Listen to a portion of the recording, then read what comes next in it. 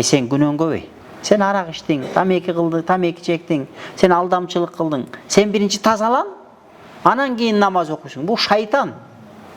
Oşol oydu salgan, pikirdi salgan. Bu şaytan seni azgırıp atat da öşöntüp seni бүгүн gelip эгерде шайтан ушундай туталанып ушунчалык жаман болот экен качан десе, адам Алла Таала жараткан мүчөлөрдүн эң кадырлуусу, эң касиеттүүсү бул адамдын бешенеси, маңдайы.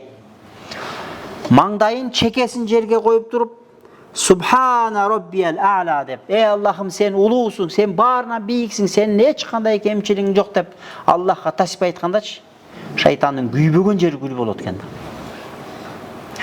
Ошон үчүн шайтан сизди ошого жеткирбестен, токто, сен ниетиң жакшы, окуйсуң эми, бирок тазаланып ал да, деп сизди 5 жыл аркага тартып атат.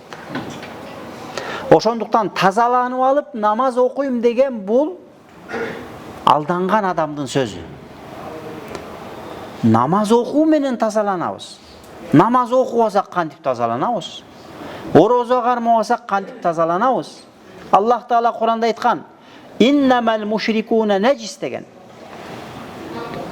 Мушриктер, ыйманы жоктор, Кудайга ыйман келтирбегендер, булар najас деген. Najас деп шариатта булганыч нерсени айтат. Адамдын алды аркасынан чыккан нерсени najас дейт. Кан najас, ириң najас. Алла Таала Куранда Аллахка ыйман келтирбеген, пайгамбарга ыйман келтирбеген, Аллах пайгамбарга ишенбеген дерди, алар булганыч, алар najас деген. Адам качан тазаланат? Адам ла илаха иллаллах Мухаммадур Расулуллах дегенде, тил менен айтып, жүрөк менен тастыктаганда жүрөгүңүзгө нур жанат.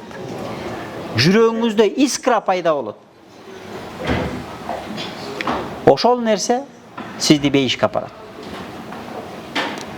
Ошондуктан урматтуу бир туугандар, мен тазаланып алып намаз окуйм деген сөз бул шайтандын азгырыгы. Андай азгырыкка алданбаңыздар. Бүгүн баштаңыздар. Анткени сиз качан Аллахка сажда кылгандачы, шайтан шунчалык туталанып, өрттөнүп кетет. Аллах разы болот. Ошондуктан алхамдулилла, мусулман адам бешенесин сеждеге коюп турганда Аллахка эң жакын болгон учур ошол дейт. Бул аралык жакындык эмес. Бул Аллах менен пенденин ортосундагы, жаратуучу менен кулдун ортосундагы жакындык. Кимде ким Аллахка жакын болом десе, ал намаз окусун, ал орозо кармасын, ал ибадат кылсын, ал кылган күнөөлөрүнө тобо кылсын. Көрдүңүздөр туугандар, ошондуктан ибадатты эч качан кечиктирбейли. Колдон келишче 5 убакыт намазга тез окуганга аракет кылайлы. Анан тазаланып алып анан намаз окуйм деген бул болбогон нерсе. Анткени адам баласы 40 жыл намаз окуп жүрүп, анан кийин тазаланат. Жада калса кээде адам өзүнүн олия болгонун билбей калат экен. Bir adam bir şahar бар екен да, ал шаарды олиялардын шаары деп коет экен. Мына бизде деле берекелүү Бахауддин Накшбанд азиреттери Шах Бахауддин. Шах деген падыша деген сөз. Шах Бахауддин дейт. Ол не болгон падыша? Олиялардын падышасы. Аллахтын досторунун султаны. Бизде кээде bir 5 мошенникке жетекчи болуп алабыз. 5 спортсменге жетекчи болуп алабыз. Аллах сүйгөн адамдар Аллахтын досторуна султан болот экен да. Бахауддин Накшбанд 717 жылы Бухарада ушу азыр Касри Арифан деген айыл бар экен.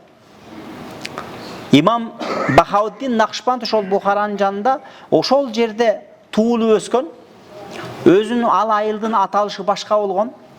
Бирок Бахауддин Накшбанд ошол айылда туулуп өсүп, Ошол жерде нечен деген алым олияларды тарбиялагандыктан Бахаудин Накшбанд төрөлгөн айылына, киндик каны тамган жерине Косри Арифан деп ат берилген. Косри Арифан дегени олиялардын шаары деген сөз.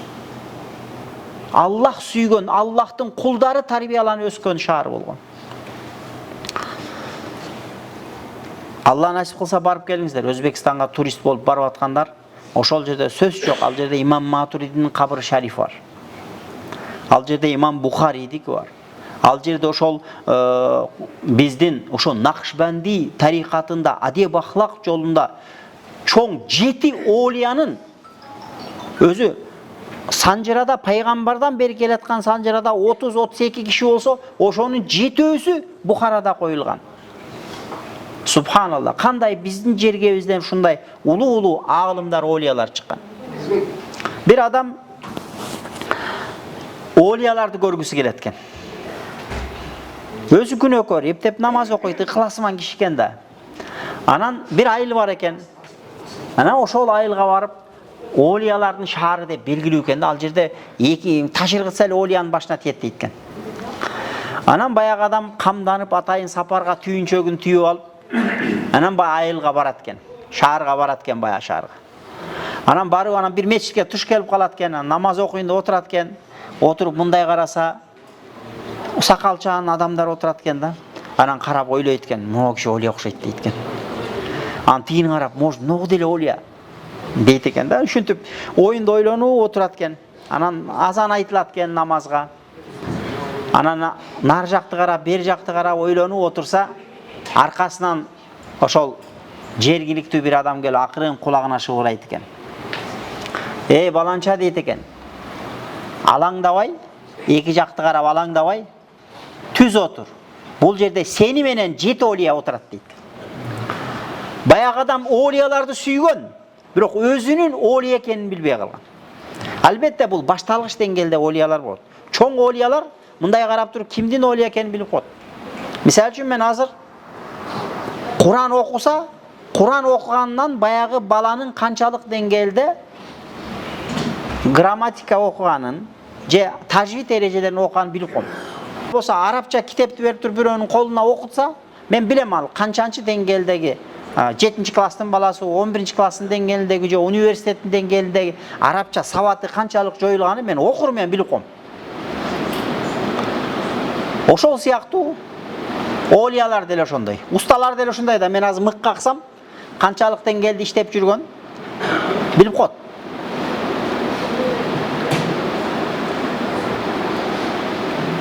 Ошондуктан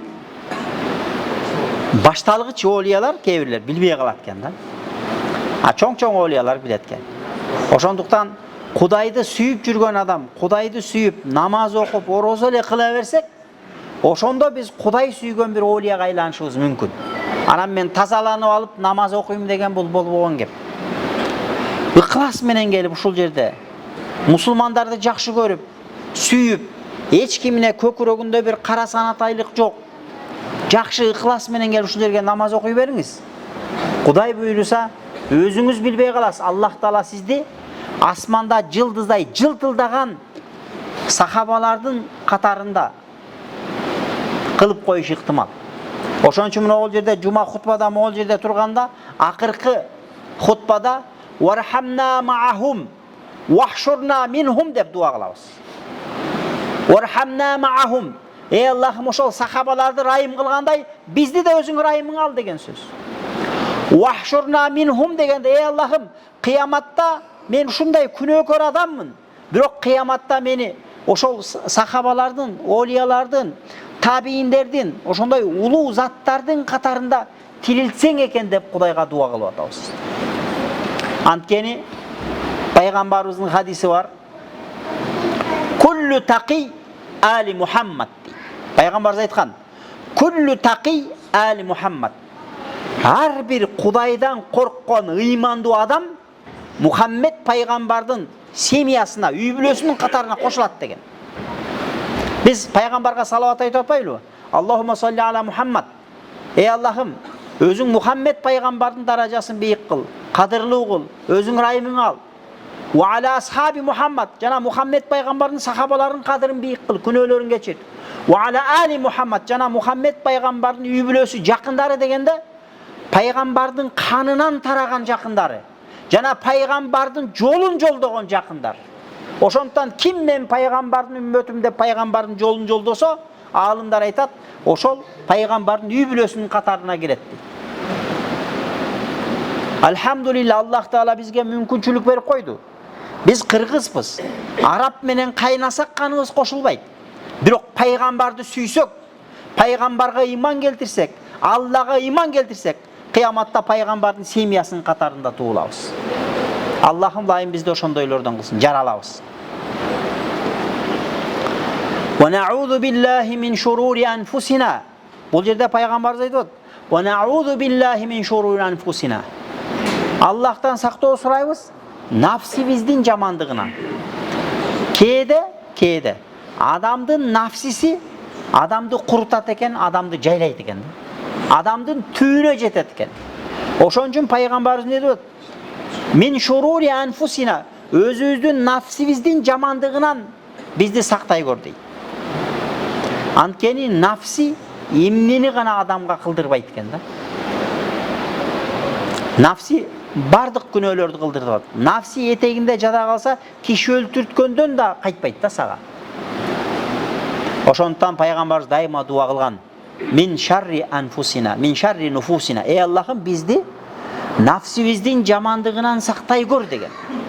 Биз да ушул дуаны кылышыбыз керек. Ey Аллахым, нафсимдин жамандыгынан сактай көр. Анткени пайгамбарыбыз айтты: "Эң сенин айгышкан душманың, мындай, эң катаал душманың ким десе, нафсукаллати байна жамбайк, ушу көкүрөгүңдө турган нафсиң" деди да. Биз кээде бирөөнү душман көрөбүз. Бирөөнүн аркасынан сая түшөбүз.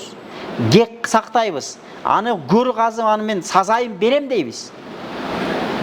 Бирок нафсибиз бизди курутуп атканыбыз менен иши жок. Ошондуктан душман истесең, нафсиң жетиштүү дейт да. Wa sayyiati a'malina. Жана пайгамбарыбыз айткан: "Ey Аллахым, бизди жасап койгон, кылып койгон кылыктарыбыздын жамандыгынан сактай көр." Анткени адам кылган амалдар, жакшы амалдар бар. Адамды бейишке жетелейт. Ал эми ушундай жаман амалдар бар, алар адамды көргө жетелейт, тозокко жетелейт. Ошондуктан Аллах Таалам бизге жакшы амалдарды кылууга тауфик берсин. Жакшы амалдарды аткарууга Кудай Таалам тауфик берсин. Пайгамбарыбыз дайым ушундай сактоо сураган экен да. Нафсимдин жамандыгынан сактай көр. Анан кылган амалдарымдын жамандыгынан сактай көр. Намаз да ошондой. Намазда дуа кылабыз. La tadrib biha wujuhana. Ey Аллахым, ушул окуган намазыбыз менен жүзүбүзгө чаба көрбө дейбиз. Анткени шарттары толук аткарылбаган, даараты толук алынбаган, эптеген, септеген намазды тытылган кийим сымал кылып туруп, кыяматта бетке чабылат экен. Алла Таала биздин намазга муктаж эмес. Сенин берген садакаңа, сенин берген зекетиңе, сенин туткан орозоңо муктаж эмес. Тетиринче, урматтуу туугандар, биз муктажбыз. Ошондуктан тамак жесек, таттуусун тандап жеп атпайлыбы? Кийим кийсек, жакшысын тандап кийип атабыз. Үйдө жашасаң деле, жакшы үйдө жашагың келет. Ким эптеген, септеген үйдө жашагысы келсин. Өзгөчө азыркы заманда. Эмне үчүн намазга келгенде эптеп септейбиз? Шариатта ошон үчүн жалаң баш намаз окуган макру дейт. Шариатта ошон үчүн жеңи жок намаз окуган макру дейт. Шариатта ошон үчүн ушуга окшогон нерселерди айтат да. Эмнеге дегенде, намазга келгенде биз ушундай Куда тоскондо жаңы көйнөк, жаңы шымды кийип чыгып тососуң го. Ошондой болуш керек. Ошон үчүн жуманын адеби эмне десе, жума күнү эртең менен жуунуу. Андан кийинки адеби эмне десе, атыр себинүү. Андан кийинки адеби эмне десе, жаңы кийим кийип ушул жерге келүү. Эгерде жаңы кийим болбосо, эски кийим болсо деле, бирок таза тыкан кийинип келүү. Бүгүн жума кенде үйдөгү жумуш кылып аткан бойдон эле шортачан, майкечен чуркап келген. Ал жуманын адебин сактабады ал адам. Жуманын урматын сактай албады. Аллахым өз ырайымын алып жумасын кабыл кылсын го. Бирок жума күнү кийинип коюш керек.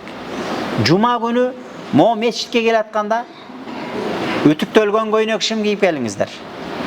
Шорта майкечен келбеңиздер. Атыр себинип келиңиздер. Жыттуу себинип келиңиздер. Жумага келатканда салават айтып келиңиздер. Жумага келатканда Каф сүрөсүн окугула. Болбосо Каф сүрөсүн окуй албасаңар угуп келгиле. Жуманын адептери ошондой.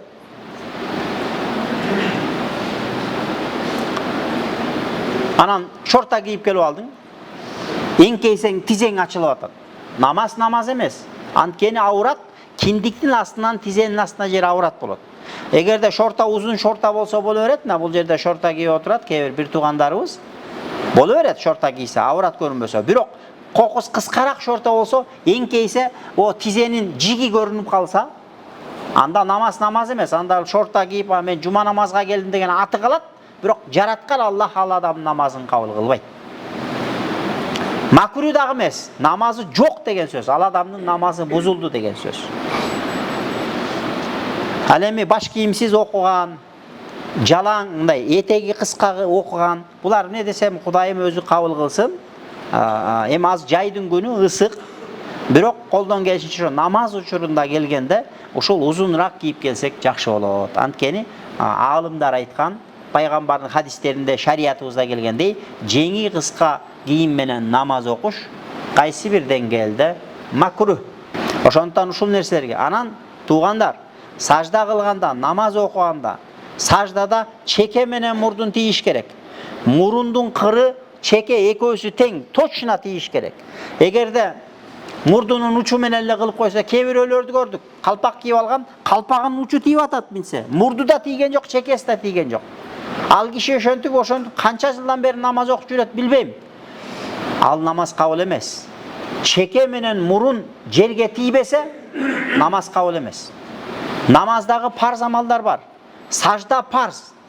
7 мүчө менен сажда кылыш парз. Пайгамбар алейхиссалату вассалам айткан: "Умирту ан асджуда би сабати а'ду." Мен 7 мүчө менен сажда кылам. Чеке менен маңдай, 2 кол, 2 тизе, 2 бут.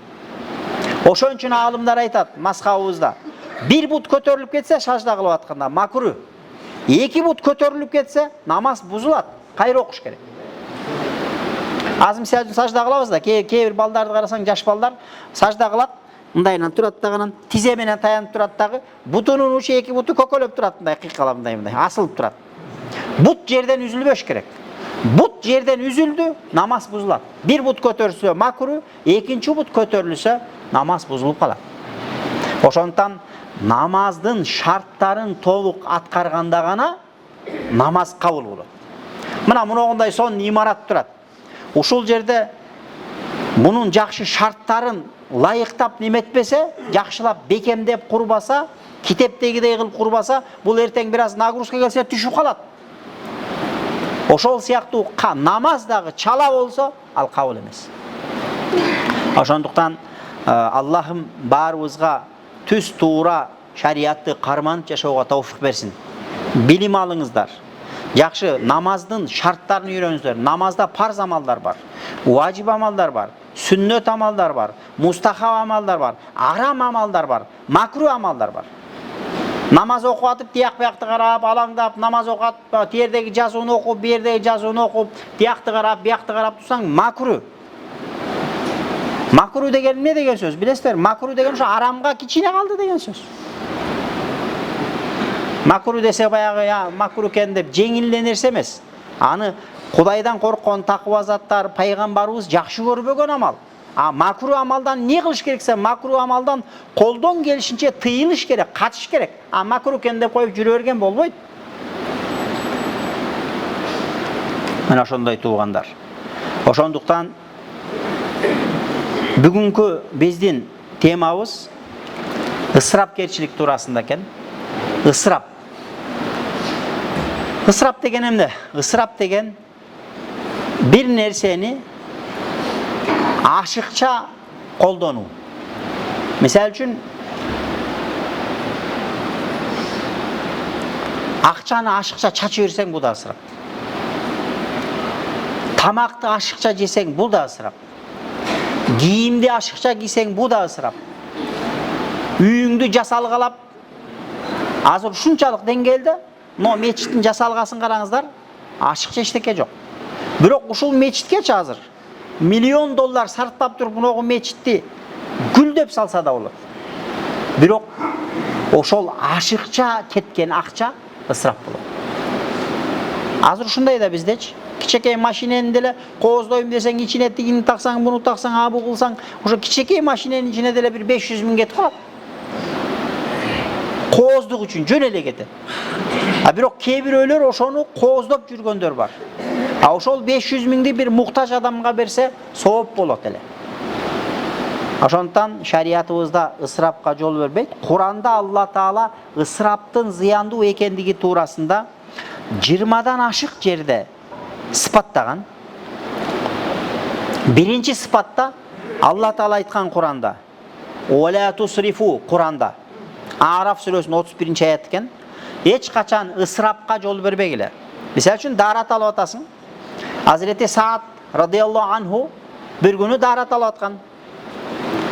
Анан сууну көбүрөөк колдонуп аткан экен. Пайгамбар алейхиссалату вассалам келиптир. "Ма хада сараф я Сa'д" деген. "Ey Sa'd, эмне мындай ысырап кылып атасың?" дегенде Hazreti Sa'd radıyallahu anhu айткан: "Я Расулаллах, ey Алланын элчиси, афил май сарафун?" Сууда дагы ысырап келчилик барбы дегенде Пайгамбар алейхиссалату вассалам айткан: "Наам, ва ин кунта ала нахрин жарин."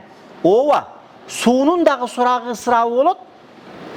Агып аткан суунун боюнда турсаң дагы ашыкча колдонсоң ысырап деген. Пайгамбар саллаллаху алейхи ва саллям бизге ушундай таалим, тарбия берген. Агып аткан суунун жанында сууну ашыкча колдонсок жооп берет экенбиз. Анткени агып аткан суу ал жөн эле агып аткан суу эмес. Ар бир агып аткан тамчы Аллахтын буйругу менен, Аллахтын өкүмүн аткарганы кетип бараткан суулар. Алар жөндөн жөн эле агып аткан жок. Ар бир суу, ар бир таш, ар бир кум, ар бир жалбырак жараткан Аллах Таалага тасбих айтат.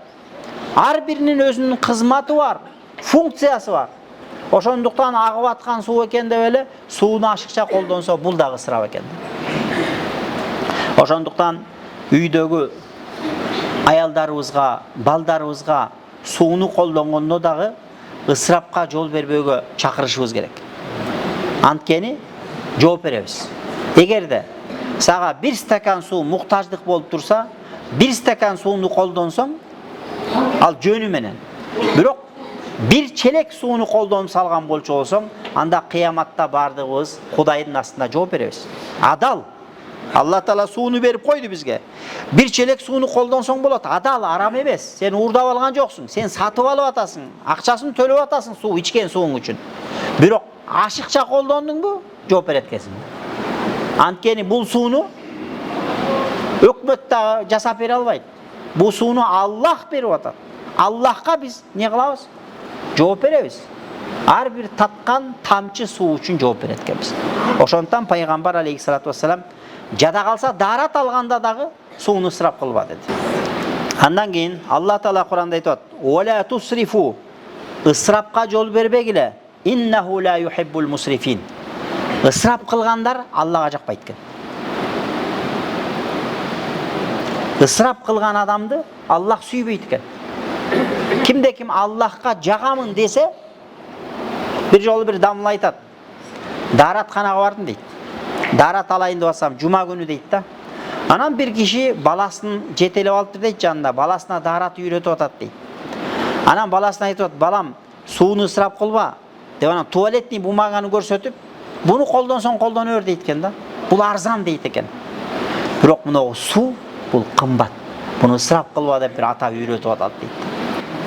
Дүйнөдө билесиздер, таза суу көйгөйү ушунчалык деңгээлде көйгөйү жаралган. Дүйнөдө эң таза суу ресурсу көп биздин Орто Азия болуп эсептелет экен, иче турган сууну.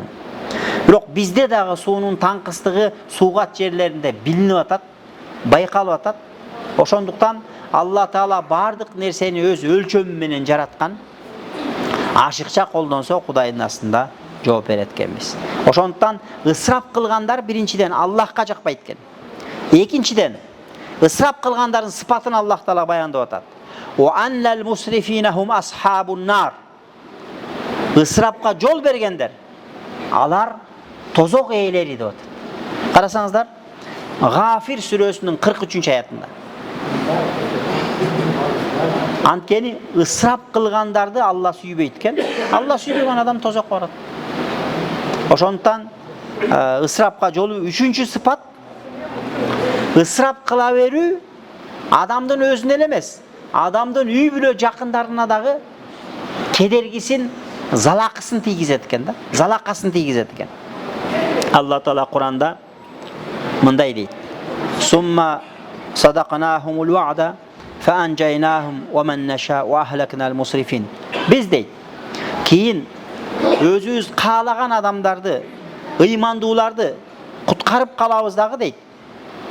Ва ахлакнал мусрифин, ал эми ысырапка жол бергендерди отко салабыз деп атат да. Халак кылабыз, жок кылабыз, тозокко салабыз деп атат. Демек, Аллах Таала өзү Кур'ан-ы Каримде, ыйык Кур'ан китепте ысырап кылганга жол бербөөгө чакырып атат. Ысырап кылгандарды Аллах Таала сүйбөйт экендигин айтып атат.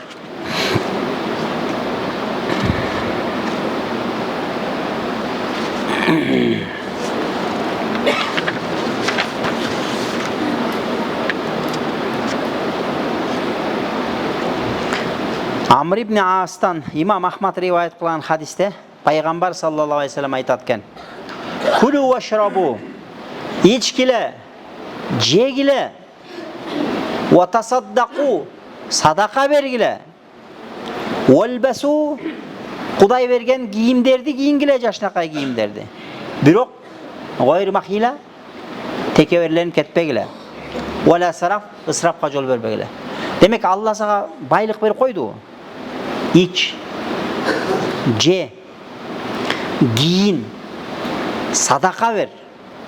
Анан Кудай берип койсо мен кыйынмын деп, мен баймын деп текеберленип кетпе, жана ысырапка жол бербе деп пайгамбар саллаллаху алейхи вассалам айтты. Ошондуктан Алла Таала байлык берсе, берген байлыктын садака чыгарганды унутпайлы. Алла байлык берсе, ошол байлыкка шүгүр кылганды унутпайлы. Текеберлик кылып, өзүбүз тапкандай мамиле кылбайлы. Анткени сиздин колуңуздагы байлык бул Аллахтыкы. Ал сиздин колуңуздагы аманат. Бүгүн Аллах сизге байлыкты берди.